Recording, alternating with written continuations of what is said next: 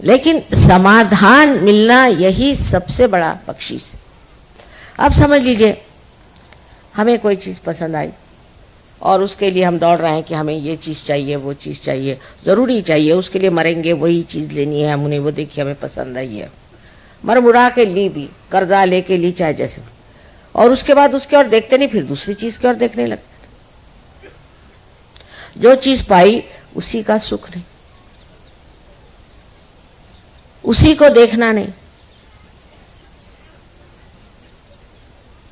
आजकल इतने सुंदर फूल खिले हुए हैं दिल्ली शहर में, मैं वही रास्ते पर देखने आ रही थी, इतने सुंदर फूल खिल रहे हैं पेड़ों पर। आप में से न जाने कितनों ने देखे हैं कि नहीं देखे। अब ध्यान कहाँ है? ध्यान आपका अगर अपने आत्मा पर है तो आत्मा वही चीज दिखाए जो सुखदायी है, जो आनंददायी है, और उसमें फिर स्वार्थ असल में पाया जाता है, क्योंकि जिसमें आप स्व का अर्थ जान जाते। कैसे शब्द लगाए देखिए, अपने जो बड़े पुरखे हो गए पूर्वज, उन्होंने ढूंढ ढूंढ के शब्द लगा कि तुम स्वार्थ ढूंढो। स्वार्थ का माने स्व का अर्थ। पहले लोग सोचते स्वार्थ का मतलब पैसे कमाओ, ये करो, वो करो, वो करो, पर उसमें सुख नहीं मिला। जब खोजते खोजते आप पगले हो जाएंगे तब फिर आप स्व की ओर दौड़ेंगे। इसलिए उनका पहले तू स्वार्थ खोज, इसमें तेरा क्या स्वार्थ है वो देख, इसमें तेरा कौन सा फायदा है वो देख। सहज धारा में जब आप बहते तब इस सत्युग में आपको जान लेना चाहिए कि आपको जो संभालने वाला है, देखने वाला है, उसके करोड़ों हाथ, और उसके आंचल में आप चले गए। अब क्यों गलत काम करो, क्यों ऐसी वैसी बात करो जिससे कि आप पकड़ में आ जाए और बेकार में परेशान हो जाए। और अगर आप किसी चीज में पकड़ में आ भी गए तो वो ऐसे छूट जाए। उदाहरण के लिए हम बताएं कि हमने 5 मूर्तियां खरीदी मिट्टी की कनाडा में, बहुत सुंदर थी, सोचा ऐसी मूर्तियां हमारे यहाँ बने। अब सिर्फ मिट्टी की मूर्तियां 5 खरीदी, तो हमारे कस्टम वालों ने उसके दाम 18,000 लगा दिए। मुझे बड़ी हंसी आई कि मिट्टी की मूर्तियों की 5 की क्या दाम 18,000 हो सकता है क्या? 18 रुपए भी नहीं होंगे। मैं हंसती रही। तो पुलिस वालों के पास खबर गई तो वो भी हंसने लगे। मैंने कहा देखिए क्या तमाशा है, इसके दाम 18,000 हो सकते हैं। और वाकई में वो सब छूट गया, क्योंकि गलत चीज में पकड़ा उन्होंने। तो सहज उसे अपने आप ही सब चीज को ठीक कर दे। जिसकी जरूरत है, जो जरूरी होना है, जिसकी आवश्यकता है, वो कार्य सहज ही कर देता है। तो सहज पे चीज छोड़ना आना चाहिए। सबसे बड़ी बात है ये चीज सहज पे छोड़। बहुत सी बातों में हम देखते हैं कि लोग बेकार में परेशान हैं, बेकार में परेशान हैं, और इस परेशानी का मतलब यह है कि अभी वो सहज नहीं। तो एक तो इस सत्ययुग में जो शक्ति का स्वरूप है वो प्रकाश, और दूसरा सत्य, तीसरा प्रेम, और चौथा मन शांति। आप मन की शांति को प्राप्त कर लेते, जो भी होता उसे आप देखते रहते। अगर कोई आदमी विचलित होता है तो वो सहज ही नहीं। आपने कितनों के नाम सुने होंगे, सोक्रेटिस का नाम सुना होगा, ये हजरत निजामुद्दीन साहब का सुना होगा, कि इनको तो ये हुआ था कि अगर तुम कल आकर के हमें हमारे सामने सर न झुकाओ तो हम तुम्हारी गर्दन काट देंगे। तो उस शहंशाह की गर्दन कट गई रात। वो किसने काटी? उन्होंने थोड़ी काटी, उनके शिष्यों ने थोड़ी काटी। किसने काटी? किसी ने तो काटी होगी। इस प्रकार हर चीज सहज में, मैंने कहा कि 2 तरफा चलती है। जैसे समुद्र में बाढ़ भी आती है और संकुचित भी हो जाता है, उसी प्रकार सहज में भी आप दो शक्तियों के द्वारा देखे जाते हैं।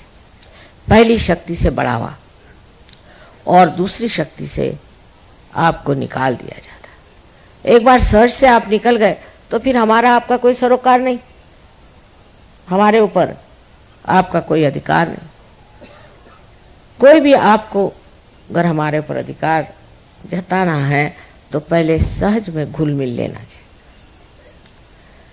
जैसे सुवर्ण है, तब करके जब वो कुंदन हो जाता है तो उस कुंदन में ये शक्ति आ जाती कि वो हीरे को पकड़ लेता है।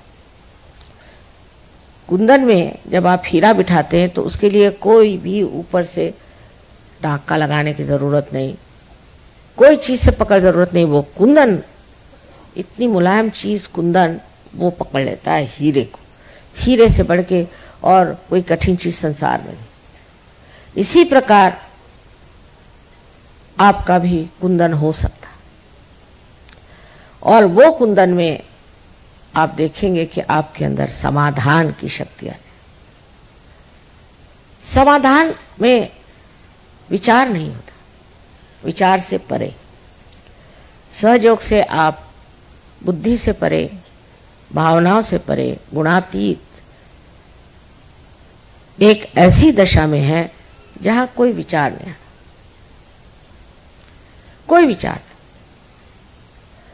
आप किसी के तरफ देख करके उस पर कोई विचार नहीं करते, देखते रहते। ये विचार करने की, जिसको रिफ्लेक्शन कहते हैं, जो कुछ बात हुई फौरन विचार शुरू, किसी चीज को दिखा तो विचार शुरू। लोग पगला जाते हैं विचार कर करके। एक साहब ने मुझे स्विट्जरलैंड में कहा कि मां चाहे मेरी गर्दन काट दो, मेरे विचार के तूफान से मुझे बचा। खुद डॉक्टर थे वो। तो ये जो विचार हमारे अंदर अहंकार की वजह से या संस्कारों की वजह से हमारे अंदर बंधे हैं, और उसको बांधने वाले और भी बहुत लोग हैं। किताबें पढ़ो, कहीं कोई गुरु के यहाँ का जाओ, किसी से मिलो जुलो, बातचीत करो, वाद विवाद करो। रामदास स्वामी ने कहा है, मिटे वाद संवाद ऐसा कराओ जिससे तुम्हारा वाद विवाद का स्वभाव ही बदल जाए, ऐसी बातचीत करो, माने वाद विवाद मत करो। ये बात बिल्कुल सही कि हम लोग सहज में आते हैं तो भी हर एक चीज का हम विचार करते हैं, लेकिन सहज का चमत्कार हम जानते नहीं कि जब हमने अपने को सहज के हवाले कर दिया, पूरी तरह से हम सहज के हवाले हो गए, तो विचार भी सहज ही करेगा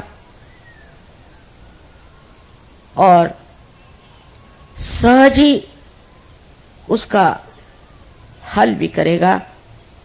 जो हम नहीं जानते, पर प्रश्न हमारे चारों तरफ। अब आज मैंने कहा था, समझ लीजिए 3 बजे पूछा, ये मैं जानती थी सब लोग घर गृहस्थी के लोग हैं, 3 बजे कैसे पहुंच पाए। देर ही होने वाली है, उसमें कोई हर्ज नहीं, आराम से आएंगे, आराम से चलो। बहुत बार आदमी सोचता है कि मेरा रास्ता भूल गया।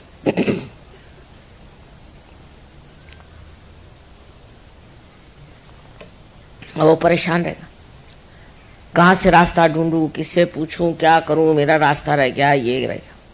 अगर आपका रास्ता खो गया है तो सहज के कारण आपको किसी से मिलना है, या आपको किसी चीज से गुजरना है, या वहां कोई चीज का आपको अनुभव लेना है, इसीलिए आपका रास्ता खो गया। उसकी चिंता करने कौन सी बात।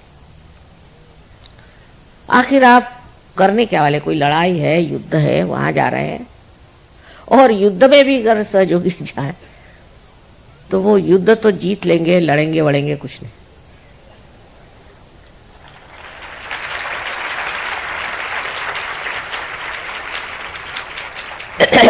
सत्य में विचार की शून्यता आने से मनुष्य जान लेता है कि विचार जो है वो शक्तिहीन है। और जहां जहां जिन देशों में बहुत लोगों ने विचार पे निर्भरता रखी, जैसे अमेरिका का देश है, तो फ्रॉइड जैसे गधे आदमी पर, गधे से भी ज्यादा कहना चाहिए, मुझे इतनी गालियां नहीं आती, ऐसे महामूर्ख दुष्ट आदमी को उन्होंने भगवान मान लिया। और हर समय वो ये सोचते हैं कि हमको आनंद उठाना चाहिए, और हर आनंद ऐसा बनाया हुआ है कि उससे वो नष्ट हो जाए। हर एक चीज, जो उनकी कोई चीज ऐसी है ये नहीं कि जिसमें नष्टता की भावना ना, और जब तक वो नष्ट नहीं होते तब तक वो सोचते नहीं कि उनके आनंद की परिसीमा हो गई। जैसे उनके खेल देख लीजिए, पहाड़ों पे जाएंगे, वहां स्कीइंग करेंगे और तंगड़ियां टूटेंगी, किसी की किडनी गायब, किसी का कुछ, अब सामने दिखाई दे रहा है पर वहीं जाएंगे। हमारे नसीबी जहां रहते थे वहां एक चर्च होता था और चर्च के पास एक पब भी होता था, दोनों साथ साथ। अब जो लोग पब में जाते थे वो देख रहे हैं कि अंदर से लड़खड़ाते हुए लोग आके नीचे जमीन पर गिर रहे, और ये क्यों लगा के अंदर जाते थे कि हमें भी ऐसे बनाओ कि हम भी लड़खड़ाते हैं। यानी विचार से अकल मारी जाती है, ये सिद्ध। अकल से जो जो काम किए गए मनुष्य ने अहंकार में, वो सब गलत हो गए। इसी से उनका भोग हम लोग उठा रहे हैं। लेकिन अगर आत्मा के प्रकाश में वो कोई कार्य करते, प्रकाश में कोई सा भी कार्य सुचारू रूप से ही होता है, ठीक ढंग से होता है, समझदारी से होता है। लेकिन ना सूझबूझ ना समझदारी इस विचार में है, क्योंकि इसमें वो चेतना ही नहीं। तो आज जब सत्युग का समय आ गया और जब हम सत्य के मार्ग में चल पड़े, तब पीछे मुड़ के देखने की कोई भी जरूरत नहीं,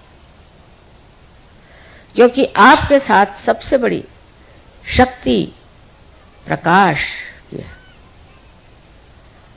आप प्रकाश में चले, और प्रकाश भी ऐसा कि जिसमें आपकी छाया नहीं पड़ती। आगे भी प्रकाश, दोनों तरफ प्रकाश और पीछे भी प्रकाश। लेकिन ये प्रकाश की ज्योत आपको पूरी तरह से प्रज्वलित करनी पड़ती है। उसके लिए छोटा सा मार्ग मैं बताती हूँ कि आप सब लोग ध्यान करें। वो भी नहीं होता, विशेषकर स्त्रियों के लिए कहा जाता कि ये लोग ध्यान व्यान नहीं करते।